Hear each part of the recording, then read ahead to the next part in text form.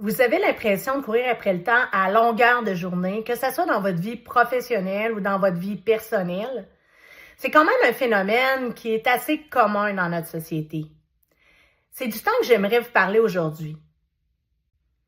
Pourquoi court-on autant après le temps quand on parle, par exemple, du travail? Premièrement, il y a une question d'organisation de ce travail-là. Autrement dit, de plus en plus, il y a une surcharge excessive de travail qui est demandée aux personnes et cette surcharge-là, ça n'a rien de positif pour réussir à bien planifier son temps et être capable de faire les tâches au meilleur de ce qu'on est capable. Vous l'aurez compris, si l'organisation des tâches n'est pas vraiment optimale, ça va avoir des effets sur la santé psychologique au travail et votre bien-être. Parce que il n'y a rien de satisfaisant dans une tonne de tâches qu'on n'est pas capable nécessairement d'effectuer et ça devient stressant, ça devient anxiogène et au bout du compte, on perd un peu notre motivation.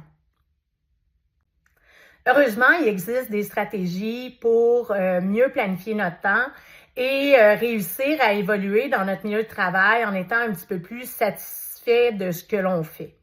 Donc, premièrement, c'est vraiment d'organiser nos tâches en fonction des priorités. Donc, il y a des tâches qui sont vraiment essentielles, puis il y a des tâches qui sont superficielles, qu'on doit mettre de côté.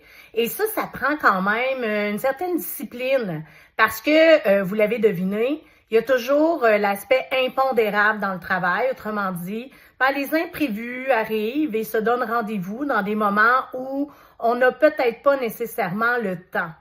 Donc, il faut bien planifier notre semaine et peut-être se permettre des moments où on peut se reposer quelque peu et où on peut aussi laisser place à l'impondérable. Mais surtout, la deuxième stratégie, c'est de revenir à nos objectifs de départ. Donc, autrement dit, quels sont les objectifs pour lesquels on travaille? Parce que dans le tumulte quotidien, on vient qu'on oublie vraiment nos objectifs qui doivent être clairs, soit dit en passant. Puis, ces objectifs-là, habituellement, vont nous aider à prioriser les tâches que l'on doit faire. Mais si on perd de vue nos objectifs, pourquoi on fait ce travail-là? C'est quoi notre mission? Là, à ce moment-là, quand on est devant une panoplie de tâches à effectuer, réussir à faire la priorisation, c'est vraiment difficile.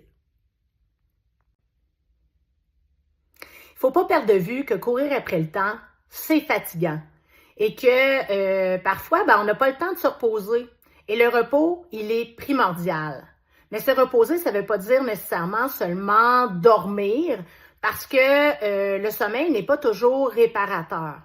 Il y a une chercheuse américaine qui s'appelle Sandra Dalton-Smith qui a travaillé sur 7 types de repos. Donc, il y a un repos qui est mental, bien entendu, mais il y a un repos qui peut être spirituel, émotionnel, créatif, social, physique et sensoriel. Donc, oui, on a l'impression des fois d'être fatigué mentalement, mais à travers cette fatigue mentale-là, il faut essayer de cibler, est-ce que c'est une fatigue qui est reliée à l'aspect social, à l'aspect émotionnel? Donc, vous comprenez que l'important, c'est de se reposer aussi et qu'il vaut mieux peut-être marcher que courir parce qu'au bout du compte, ce qu'on veut, c'est être bien au travail.